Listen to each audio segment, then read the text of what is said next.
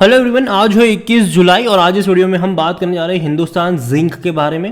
देखिए, हिंदुस्तान जिंक के quarter one के नतीजे आ चुके हैं और जैसे ही रिजल्ट्स आए एक शार्प डिक्लाइन हमें यहाँ पर देखने को मिला ज़रूर था और शायद आने वाले दौर में थोड़ा सा मुश्किल सफ़र रह सकता है हिंदुस्तान जिंक के लिए। और इस वीडियो में हम नतीजे के बारे में भी बात करेंगे, साथ में ये भी डिस्कस करेंगे कि चल क्या रहा है, यहाँ पर मौके बन भी रहे हैं कि नहीं। देखिए, वीडियो को शुरू करूँ उससे पहले अगर आपने अभी तक चैनल को सब्सक्राइब नहीं किया है तो प्लीज़ अभी इसे सब्सक्राइब कर लीजिए, क्योंकि आगे भी बहुत सारे वीडियोस हैं जो आपको काफ़ी ज़्यादा हेल्प करेंगे। तो हिंदुस्तान जिंक का शेयर अगर हम देखें तो 318 रुपये पर ट्रेड कर रहा है। आज तकरीबन 1.5% की गिरावट है। एक बड़ा डिक्लाइन हमें यहाँ पर देखने को मिला, बाद में अटेम्प्ट किया ज़रूर, लेकिन फिर भी 1.5% की गिरावट पर यह क्लोज हुआ। एक महीने में अगर आप देखोगे तो लगातार डिक्लाइन चल रहा है। देखो, पहले ना 305 रुपये के आसपास शेयर ट्रेड कर रहा था और जैसे ही खबर आई कि हिंदुस्तान जिंक डिविडेंड पे करने वाला है, धीरे धीरे ये ऊपर चलता चला गया। लेकिन जब खबर आई कि डिविडेंड के नाम पर 7 रुपये का यहाँ पर डिविडेंड मिलने वाला है तो वापस से शेयर गिर गया, क्योंकि देखो इससे एक्सपेक्टेशन जो है वो ज़्यादा होती है। इस कंपनी से ये है कि भैया डिविडेंड तो ये पे करेगा, ज़्यादा बड़ा डिविडेंड पे करेगा। क्योंकि अगर हम बात करें तो इसने इस साल पहले 13 रुपये का पे किया, फिर पे किया 26 रुपये का और अभी 7 रुपये का पे किया इसने। और डिविडेंड जो पे आउट हो रहा है वो इसीलिए हो रहा है ज़्यादा, क्योंकि भैया वेदांता को ज़रूरत है पैसों की। वेदांता को कई सारे अपनी रीपेमेंट्स करनी है, प्री पेमेंट्स करनी है, तो उसके लिए वेदांता को चाहिए पैसा और इसीलिए वेदांता जो है वो पैसा निकाल रहा है हिंदुस्तान जिंक से और अपनी वेदांता लिमिट से, मतलब अपनी वेदांता लिमिटेड कंपनी से भी। तो देखते हैं क्या होता है ओवरऑल, लेकिन जो रिजल्ट्स आए हैं वो एंकरेजिंग नहीं है और वो भी ऐसे वक्त में जहां कंपनी लगातार इतने बड़े बड़े ह्यूज डिविडेंड पे आउट कर चुकी है। इस बार का जो इनका टोटल इनकम हुआ है वो हुआ है 7,565 करोड़, जो कि इससे पहले के क्वार्टर में 8,865 करोड़ था। पिछले साल इसी क्वार्टर में 9,700 करोड़ था। तो लगातार आप देख रहे हो कि इनकम में डिक्लाइन आ रहा है और उससे बड़ा डिक्लाइन आ रहा है वो है प्रॉफिट में आ रहा है। इस बार का प्रॉफिट 1,965 करोड़ के आसपास हुआ है, जो इससे पहले के क्वार्टर में 2,585 करोड़ का था। पिछले साल इसी क्वार्टर में 3,090 करोड़ से भी ज़्यादा का था। तो आप देख रहे हो कि कितने बड़े पैमाने पर डिक्लाइन आ रहा है। तो कंपनी जितना अच्छा प्रॉफिट नहीं कर रही है जितना ये डिविडेंड पे आउट कर रहे हैं, और ये कंसर्न है यहाँ पर कि बहुत ह्यूज डिविडेंड पे आउट हो चुका है यहाँ पर। तो कंपनी की जो वर्किंग कैपिटल, जो कैश फ्लो है, वो घटता हुआ हमें यहाँ पर नज़र आया, जो कि कह सकते हैं कि प्रॉब्लम देगा इसको। ठीक है, आने वाले दौर में प्रॉब्लम देगा हिंदुस्तान जिंक को। और गवर्नमेंट भी भैया यहाँ पर मतलब बड़ी होल्डिंग लेकर बैठी है। तकरीबन 29% की होल्डिंग है गवर्नमेंट के पास और वो भी अपना ओएफएस लेकर आने का प्लान कर रहे हैं। अब खबरें ये आ रही है कि वो अपना प्लान पोस्टपोन कर रहे हैं, मतलब कुछ टाइम बाद लेकर आएंगे। क्यों? क्योंकि अच्छा भाव नहीं मिल रहा है। हिंदुस्तान जिंक के नतीजे के बाद मैनेजमेंट की कमेंट्री भी आई, जो सीईओ है संदीप मोदी, उनकी तरफ से स्टेटमेंट आया कि भैया जो माइक्रो इकोनॉमिक हेडविंड्स आए हैं, ठीक है, खास करके मेटल प्राइजेस में, तो Hindustan zinc had a positive start of the year with strong operational performance attributable to consistent cost optimization effort and operational efficiencies, thereby protecting margin. मतलब उनका ये मार्जिन उन्होंने मेंटेन करके रखे हैं ऐसे हालातों में भी। विद द फर्स्ट टाइम अगर आप देखो तो ड्रॉप देखने को मिला है। First quarter cost of production अगर आप देखोगे तो वहाँ पर ड्रॉप देखने को मिल रहा है।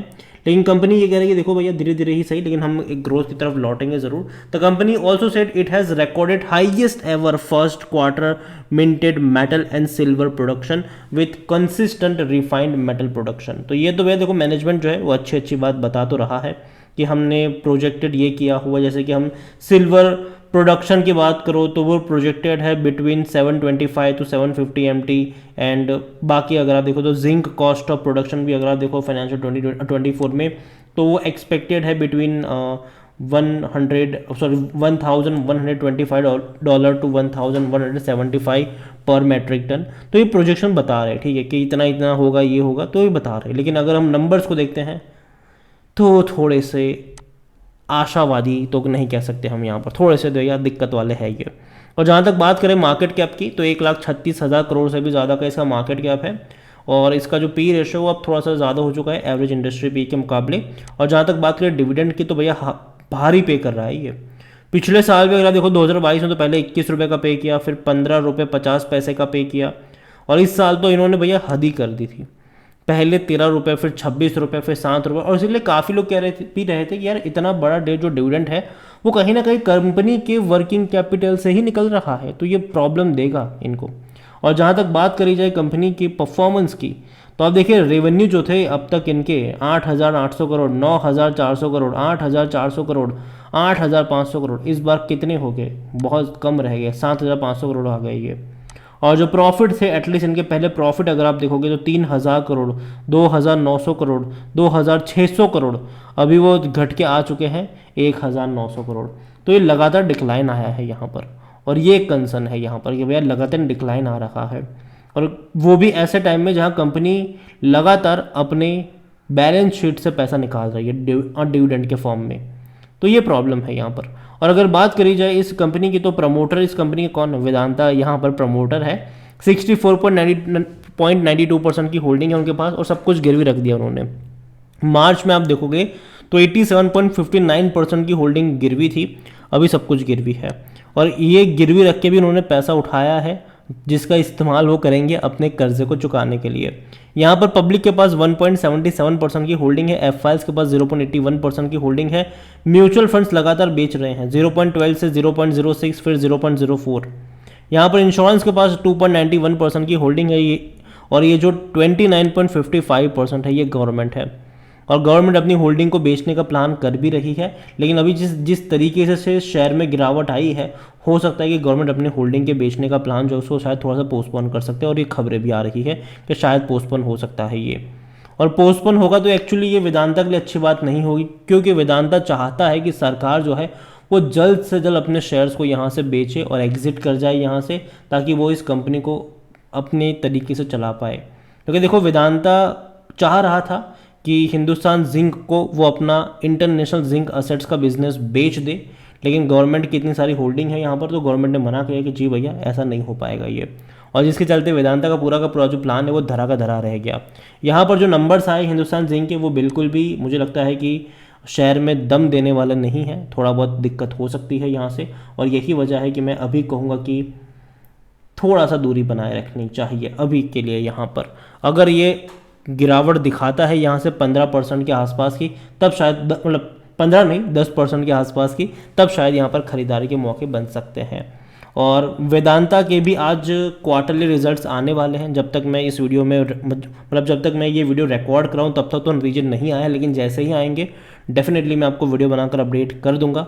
तो चैनल को सब्सक्राइब करना मत भूलिएगा, बेल आइकन को प्रेस ज़रूर कर लीजिएगा। इसके अलावा एनालिसिस के लिए जिस पोर्टल का मैं इस्तेमाल कर रहा हूँ ट्रेड ब्रेन्स, अगर आप भी इसको यूज़ करना चाहते हैं तो लिंक मैं आपको डिस्क्रिप्शन में दे दूंगा, और अगर आप मेरा कूपन कोड HSA20 का इस्तेमाल करोगे तो आपको 20% का डिस्काउंट भी यहाँ पर मिल जाएगा। कई सारे बेहतरीन फीचर्स है यहाँ पर, जहाँ पर आप एक क्लिक में फंडामेंटली स्ट्रॉन्ग पेनी स्टॉक को ढूंढ सकते हैं। अच्छा डिविडेंड पे करने वाली कंपनी आप आराम से ढूंढ सकते हैं। इतना ही नहीं, जो बड़े बड़े इन्वेस्टर्स हैं वो क्या खरीद रहे हैं, उनका पूरा का पूरा पोर्टफोलियो तक आप यहाँ पर चेकआउट कर सकते हैं, वो भी क्वार्टर ऑन क्वार्टर अपडेट के साथ। तो देर किस बात की है, लिंक डिस्क्रिप्शन में है, और कूपन कोड का फ़ायदा ज़रूर उठाइएगा। वीडियो को यहीं पे एंड करूँगा, पसंद आया हो तो लाइक करो, शेयर करो, चैनल अगर पहली बार हैं तो प्लीज़ सब्सक्राइब करें, और हिंदुस्तान जिंक के बारे में आप क्या सोचते हैं वो भी आप मुझे कमेंट में लिख के बता सकते हैं। Thank you.